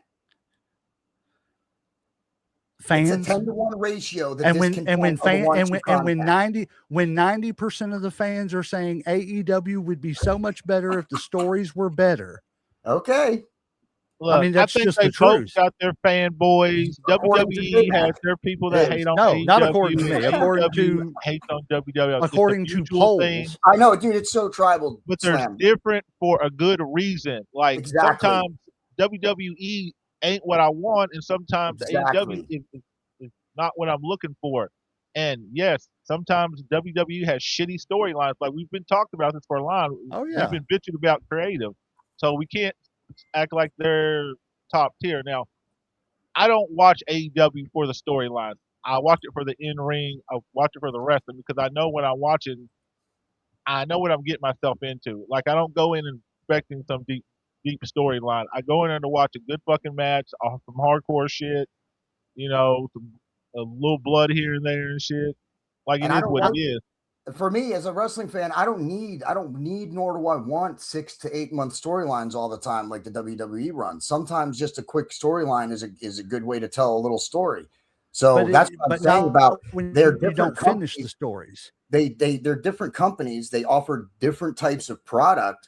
Claiming that one sucks and the other one doesn't is the most subjective term that you could do because it's subjective. It's what people like, what people don't like. If people weren't watching AEW, they wouldn't still be on television. They wouldn't still be making money. So there is a market for what AEW is offering. However, in 6 years, they've their lost half market of their share is audience. shrinking. In But- 6 years, AEW has lost half of their audience, and that's the numbers. That's the ratings numbers. In 6 years, they have lost. You have something that we can point to go to that, according to Nielsen, if or I still have that, or stats.com. I don't know if I Where's still got it or WWE not. going to be in 6 years? I thought That's You're what I'm right. saying. You're right. I'm not saying that something is just subjective. It's you don't like it, fine.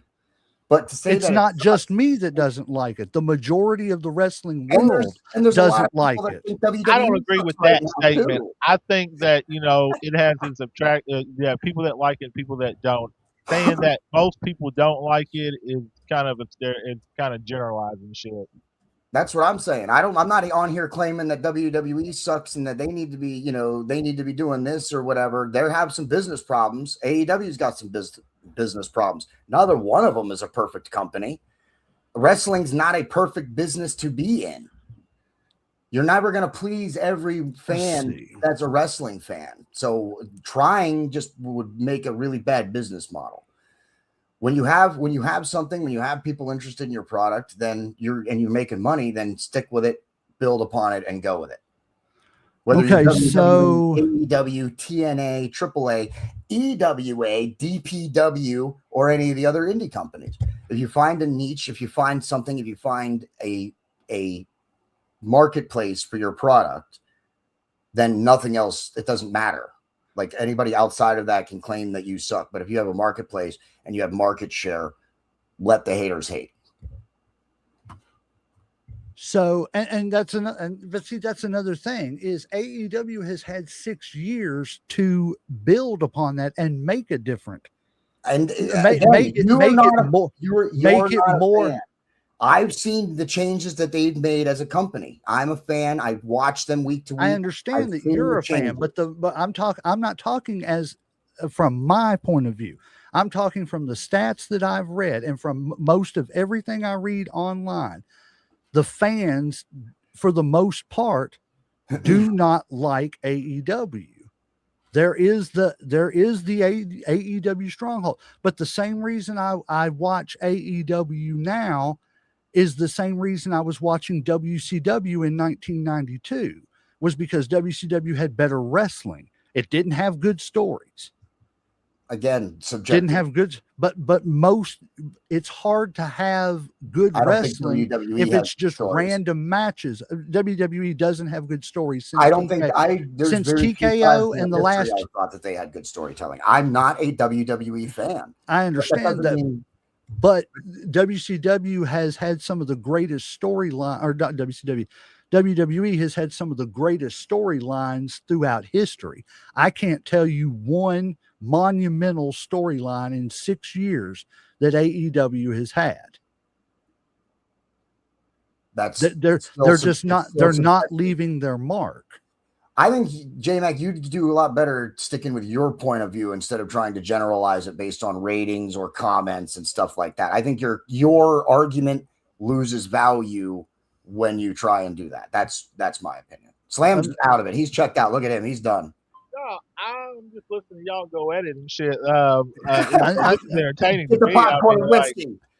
But I've already stated my opinion. It's basically I agree, disagree. Like everybody has their own opinion about shit. That's what I'm saying, dude. But like I said, I agree. But I'm going based off of ratings. The ratings are constantly falling for AEW. There's a reason. There's a reason AEW. I just know last week that where AEW beat SmackDown in the ratings and shit. Did they really? It was like 2 weeks ago. They beat them in the ratings. So you can't say that all the time and shit. I'm not saying that, and that's the problem is WWE is starting to fall into that because of the TKO business of getting involved with creative and everything. Well, yeah, they're hurting the product. Yeah, they're hurting the product. The WCW shit, just like you said. They are, and it won't be long until if WWE keeps up what they're doing, they're going to be in that same boat because of the fact that nobody's going to be interested. Everybody's tired of, not seeing the stars that they want win and stuff like that. It's just, like I said, I like AEW for the wrestling, but there's nothing else about AEW that I like. And that's the general consensus throughout the wrestling world. And this isn't just, I'm with Slam. This is just me talking to other people. Couldn't disagree more. Well, this is kind of like the whole other side of the internet and the algorithm thing. I don't know what your internet is telling you, I'm talking about like, but my people professional over here wrestlers. are like, hey, professional wrestlers is who I'm talking to. People over here are saying things differently than you're hearing, J-Mac. I'm hearing. Are they professional wrestlers? Are they experienced in the actual business? Yeah, because professional wrestlers are saying, the people who pay the money to go see them is actually where I like to get my information from. I get my information from people who actually do the same job that actually have hands-on experience. I talk to the people who pay the money. Fans, the fans. I talk to the people. You just said the fans, not the wrestlers, but the wrestlers all day. I'll stick with my fans. Okay, and the information I get from them. And the fans are saying that that's why AEW is struggling to come up with a new television deal. Because television deal because of the whole their content, and it's hard to get sponsors and shit. That's Right. what's hurting them on that shit. Right, because the ratings are garbage. But that has No, nothing to do with storylines. That that has nothing to do with them being a bad wrestling organization. That just means that the content that they're selling is not appropriate for younger viewers, and which makes it hard to market it to certain channels and shit. So unless you get someplace that's either only adults or is late night, then you're probably not going to get to see it too often and shit. And that's unfortunate.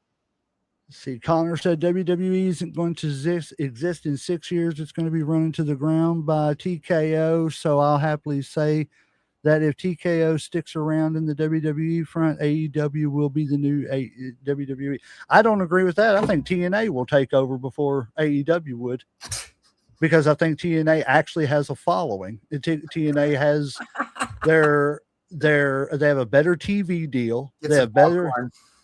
They do have a better TV deal. Like, I'll give you that. I think mean- TNA has a better chance right now, the And way there's it so many sits, popcorn of whiskey. taking over, for overtaking WWE as opposed to AEW. And I'm not saying I want AEW to fail, because I want a WCW to the WWE. I want that. But I want a company that's actually going to be willing to compete. And they're not, it just doesn't feel like they're trying to compete. That's just my opinion. But that, but like I said, as far as like that part is my opinion. But I look at TNA as like the third company. There's WWE, then there's AEW, and then there's TNA. And kind of my opinion, because I hear way more people seem to talk about AEW more than I do TNA. Because is that because of the fact that AEW has more money behind it? No, not really. They just have better matches, I think. Would we have talked about WCW as much if ECW had the money that Ted Turner had behind? You see what I'm saying? Yes, money makes a difference in what you can do. Yes, we would. Because again, it goes down to different companies, different products. ECW was not doing what WWE was doing. They were not doing what WCW was doing. They were doing their own thing. That's true. And that's why ECW died, was because of the fact that they ECW, if ECW didn't evolve, and we've discussed this on the show, if ECW didn't evolve and stop doing every match as a hardcore match, they wouldn't have survived no matter what. And well, as you see what happened. That's they my pigeonhole themselves. I agree with that part. Like I said, because it made them hard, just like it is for AEW right now, to get sponsors and to get a good television deal. You have to have that shit to be successful nowadays. Yep. And you just got to. I mean, you have to be on television. All righty, getting on to the next. Yeah, Let's see. I know it. Kevin Nash, TKO, get your nose out of creative. Go F yourself. Let Triple H run the company. Kevin Nash has been lashing out recently at TKO for their handling of the various WWE related things, including handling of WWE legends at WrestleMania weekend. Furthermore, Big Sexy had a blunt message for TKO. Get your noses out of creative and go F yourselves. Let Triple H run the company. Do y'all agree or disagree? I agree. Well, of course. Yeah. Although I'm starting to doubt Triple H as far as creative, because of the stuff that came out with, Road Dogg and stuff and everything, and not listening to anybody else. He's basically become the new Vince. But I still think that I would rather have Triple H running it than any executive in TKO that doesn't know about it. Like, I don't even know anymore, because I don't know where Triple H starts and TKO begins and shit. I don't know how far he has up to this say, and then do they take away the last minute?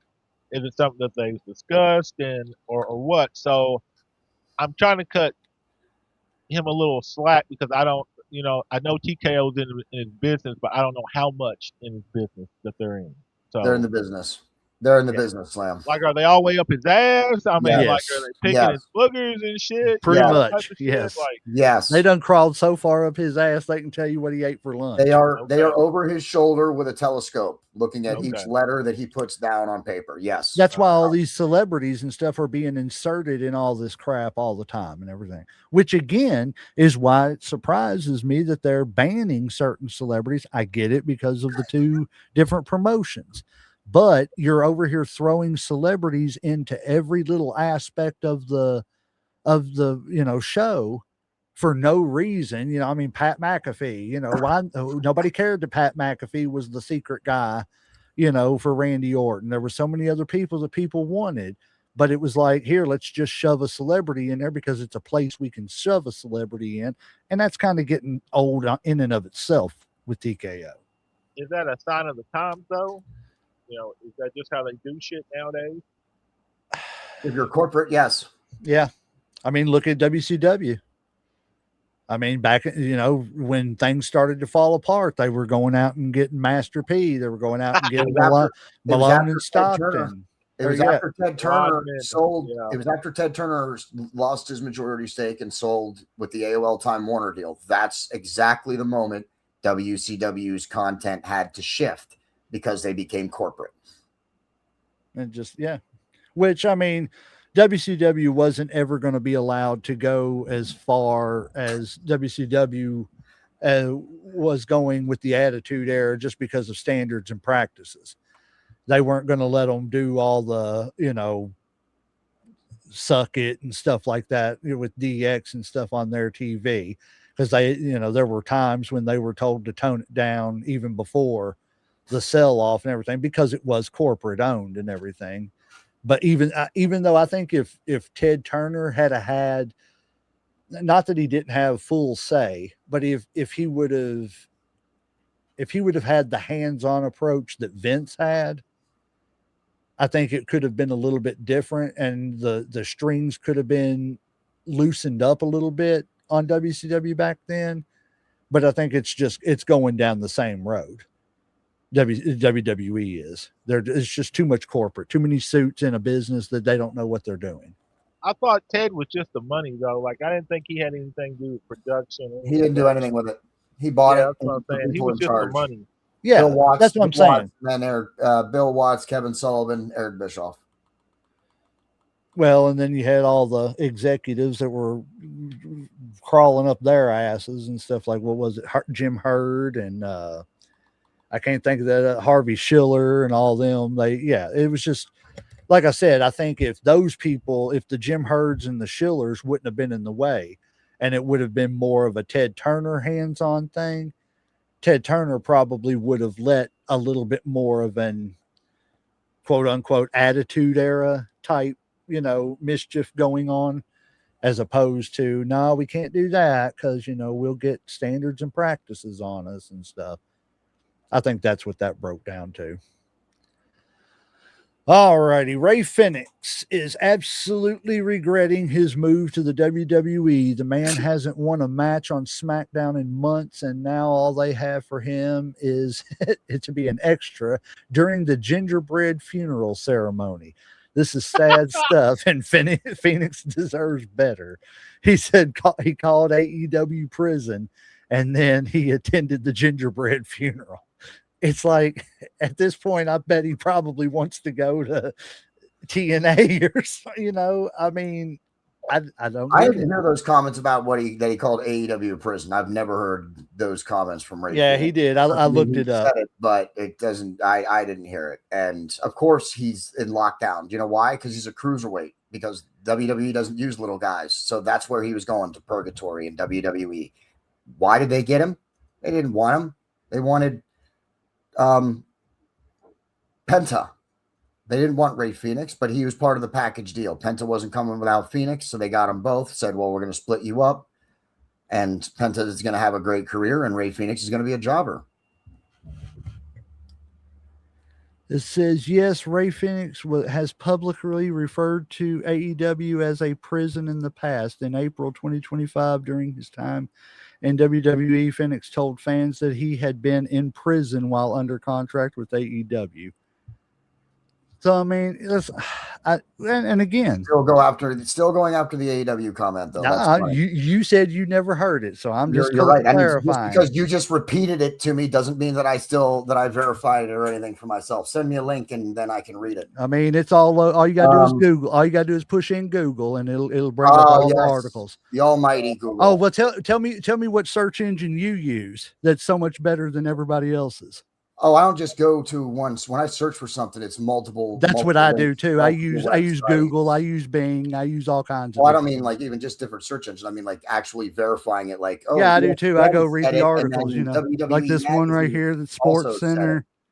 This one right here, WrestleZone. You just looked it up. You just Googled it, right? So what website confirmed it? There's all kinds of them here. YouTube, Wrestling Purist, Wrestling News, Inside the Ropes. Wrestling Zone. Why is it if it's that's fine? If you did say it, I don't care if you said it. But that's the thing. Why do you laugh it off? Because it's not your source. Oh no, I don't care. It's fine. That's my point, though. But you've got something to say about every source that I bring up. No, because you don't give laughing us it off. You don't give us the source. Let's see. According to let's see who it says right here at the end. It's not. Let's see. That's Sports Center. Sports Center. There you go. According to Sports Center. Good. All right, good. I will definitely check out Sports Center and check that article out for myself then. But Sports Center, exactly, good. Right. Sports Center is a place that I can trust their facts. So yeah. He probably did say it if you got it from ESPN. Yeah. Right here.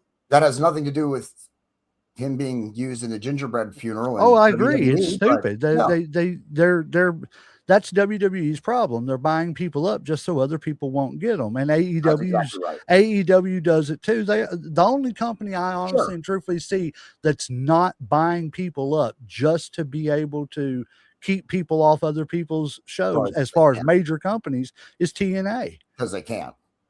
Well, I mean, you're right. But you're right. Absolutely. AEW absolutely is picking people up off the indie circuit to try and get them under their banner, but then not utilizing them correctly. Absolutely. It's a problem for both companies.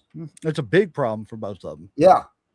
You can't just be gobbling people up. And that's why and you were talking about this in the other episode, J-Mac and Uncle Slam, about how having exclusive contracts where if you're going to be a WWE contract, but they're not going to wrestle you, let the wrestlers go pick up some indie work. Then they let them still collect your check while still wrestling on the indie circuit. So that's what I think it goes back to. I think these companies, if you want to pick up people and have them under contract, let them go out and still work though, because that's what they are. They're wrestling. They want to be wrestlers. Connor Clark says, I love that funeral.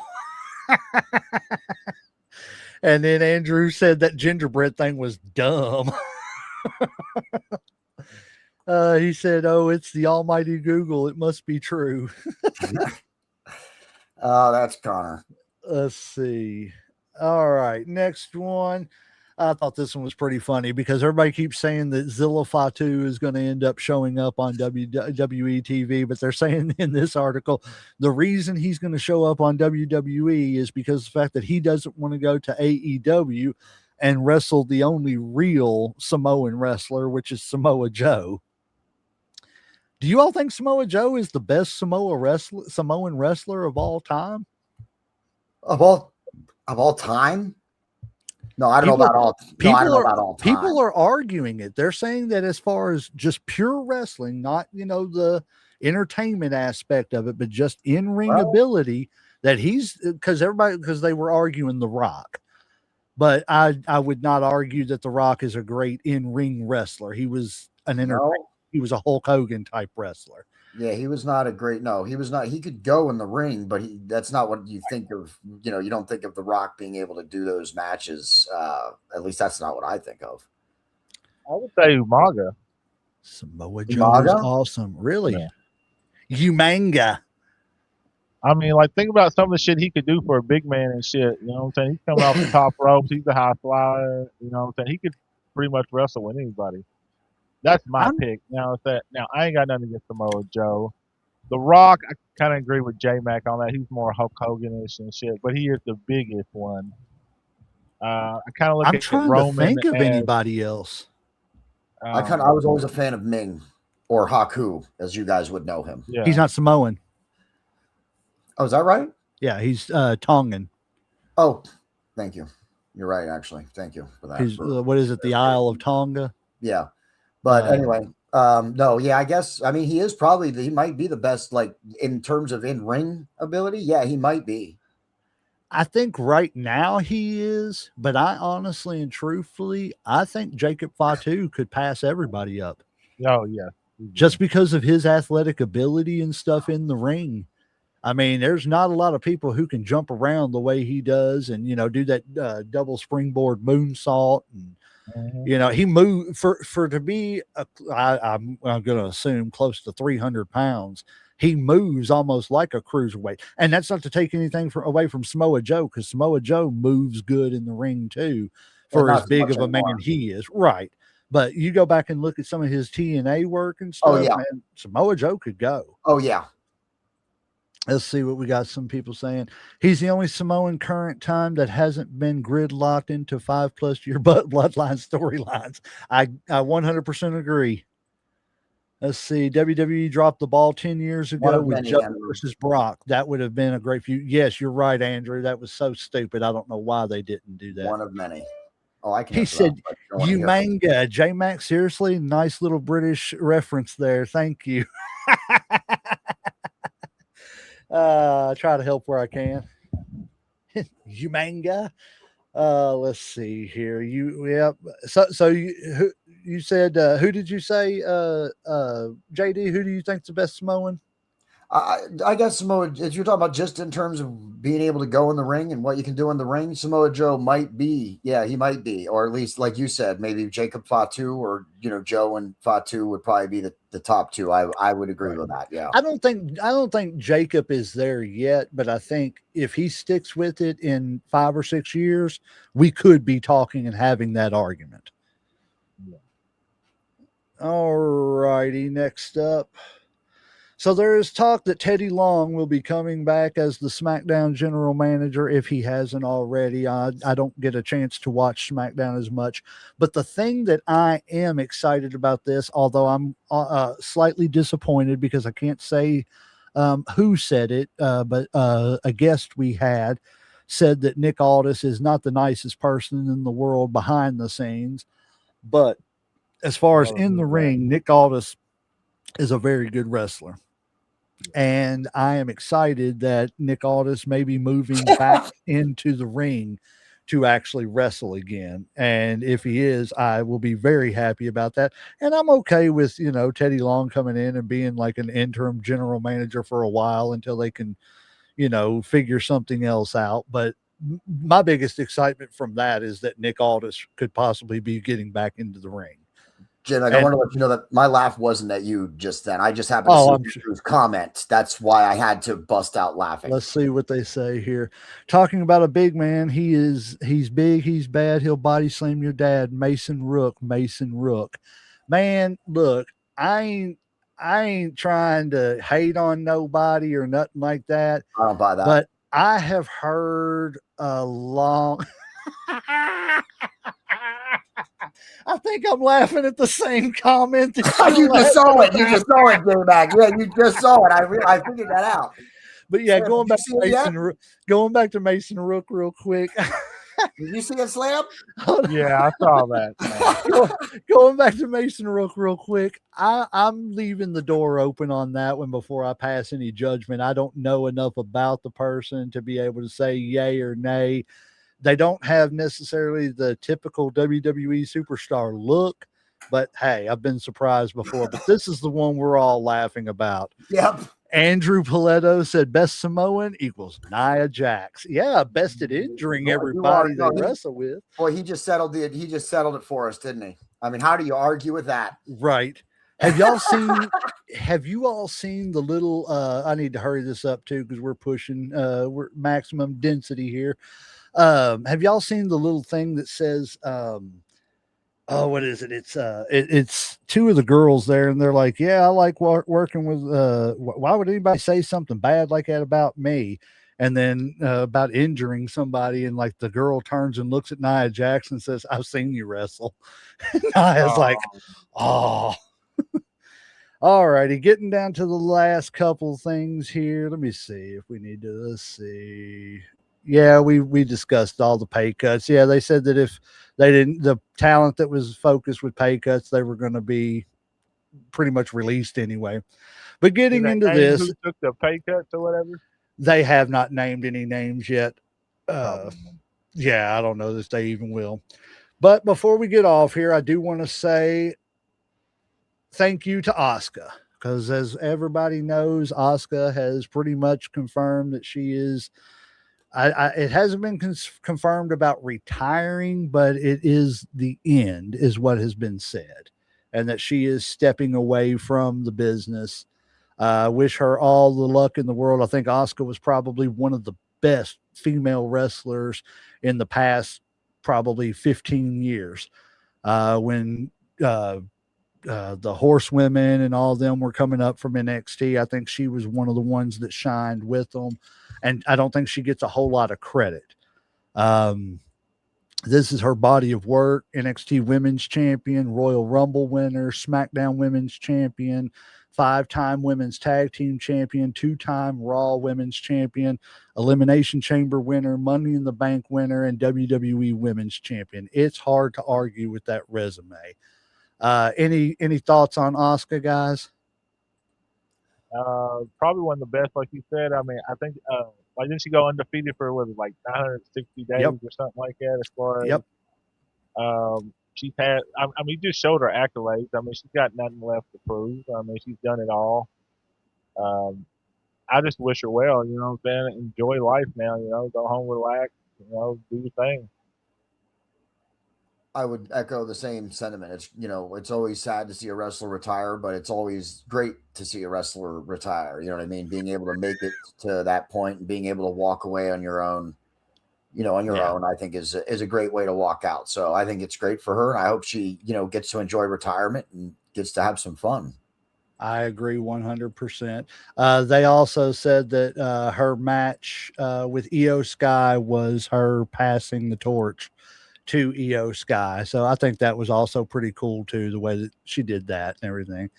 So yeah, best of luck, best wishes, Asuka. Other than that, guys, like I said, May 16th, check out Pulse, EWA, live on YouTube, or go to Richmond to the YMCA and check them out. Great people, great show, great competitors. That's all I got, guys. Y'all got anything else? Tune in Monday and watch J-Mac and Uncle Slam join me on Mayhemtainment to talk a little Marvel Cinematic Universe. We have Guardians 1 and Captain America 2 coming up this Monday for our Marvel series. So yes, check us out Monday. Yes, and come watch me say some shit to get JD all pissed off at me again there. He never gets pissed off in a podcast. It's all right. Even with you, that's the fun of it, man. That's why we debate things on here. Not everybody can agree. I want to point out how you and I can have a disagreement and both be passionate and about our agreement, but not actually be angry about it. Nor are we going to be messaging each other later like, "Oh man, hey, are you pissed?" or "Yo, are we good?" Like, you know, we had a conversation. It's nothing, you know, there's nothing new hard feelings. We're not dissing each other. We're not slamming each other. Pardon me, Uncle Slam. Yeah, that's how me and J-Mac are pretty much all the time and shit. We'll be screaming about some shit, and then 5 seconds later, I'll be like, "Hey, like, you see that?" And we're like, "Oh yeah." Yeah, man, we don't pay attention to that shit. Yeah, exactly. How do you delete messages out of an inbox real quick? No, I'm just joking. Don't worry, I know where the ignore stick is. Don't worry, I will slap the head with it. No, I'm just kidding. But no, I love all of you guys, and you know, that's what the whole point, like being able to have a discussion and disagree and not get personal, I think is important for other people to see also, even if it's just about wrestling or you know, whatever it's about. It's important to see people disagree and not take it personally. Right. You can disagree and still not. Yeah. It doesn't have to be the end of the world or end of your friendship or anything else. Like I tell people all the time, I like cherry Coke. Some people like vanilla Coke. Some people don't even like Coke. Some people like Pepsi, which I don't know why you would do that. But I definitely like Pepsi. Whoa. We like to drink. We like to drink things that don't take, that people don't use to clean their toilets or take the rust off their engines. Water. Says the Coke guy. Water. Hey, in I that drink plastic water. bottle filled with. I drink water. It's filled with tiny plastic fibers. Spring That's water right. is what you want, buddy. Spring water. Well, trust me, if I could find a spring that I could deliver the water to I my know, house, right? I would. Listen, I want you to know that there is some springs right here around locally in my Pennsylvania. So that's one thing that I actually don't have to worry about. If I want some spring water, there are some springs around here that I can get to and get some fresh spring water. That is. Oh, we've got springs around here, but all the meth heads know where they are too, and they live right beside them, so you can't get in. Well, you got a high bridge. I mean, Right. you can always go there. Hybrid spring water. But yeah, guys, that's all I got. Anybody else got anything? Nope, tapped out, sir. Well, guys, I believe the referees hit that 3 count, so we're going to ring that damn bell. Join us here in about 5 minutes. We'll be back talking about the women of wrestling.